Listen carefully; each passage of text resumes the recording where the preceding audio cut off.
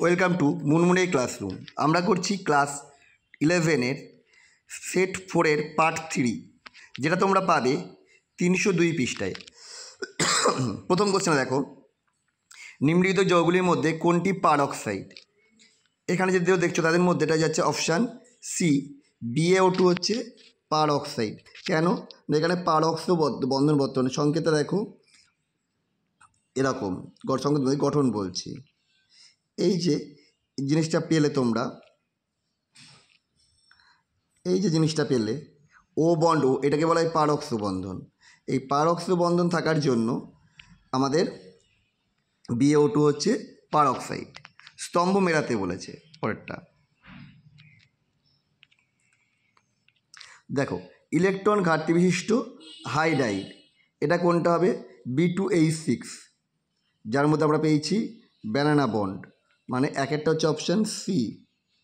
দুইয়েরটাকে যে ইলেকট্রন আধিক্য বিশিষ্ট অণু বা হাইড্রাইড, এটা হচ্ছে BHF। যথাযথ ইলেকট্রন বিশিষ্ট হাইড্রাইড, এটা হচ্ছে মিথেন CH4D।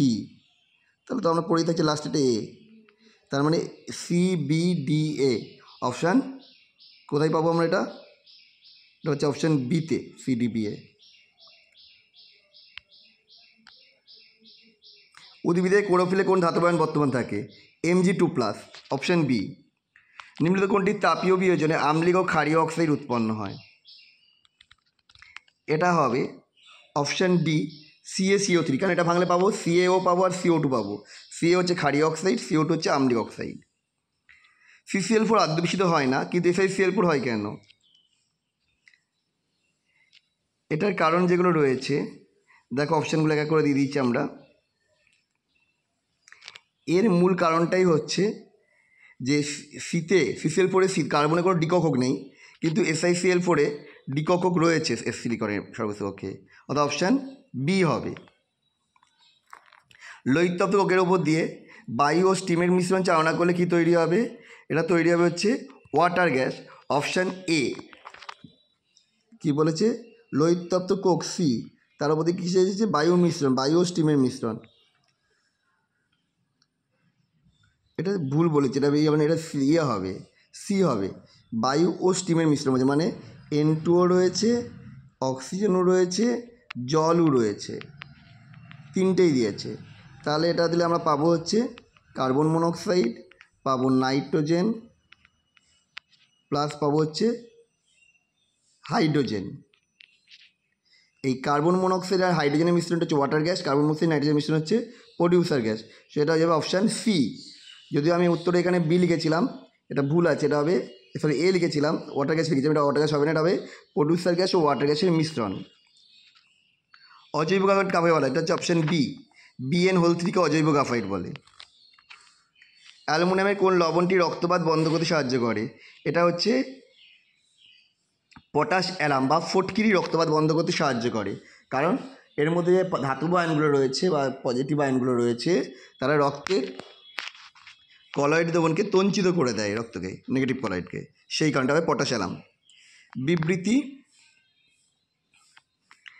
1 নম্বর বিবৃতি কী বলেছে? যে NaOH সংরক্ষণে অ্যালুমিনিয়াম বা জেরেন পাত্র ব্যবহার করা যায় না, কারণ সাথে বিক্রিয়া করে ফেলে। অ্যালুমিনিয়ামের সাথে করলে সোডিয়াম অ্যালুমিনেট, আর জিঙ্কের সাথে বিক্রিয়া করলে সোডিয়াম জিঙ্ক, এটা সত্য। অ্যালুমিনিয়াম ও জিঙ্ক ধাতব তলে এর সাথে বিক্রিয়ার ফলে একটা অক্সাইড তৈরি করে না। যদি তৈরি করতে পারতো তাহলে রাখা যেত, এটা ভুল। অপশান হয়ে যাবে এটা 1 সঠিক 2 ভুল। স্তম্ভ 1 আর 2-এর মধ্যে আবার মিলকরণ ঘটাতে বলেছে, চলো।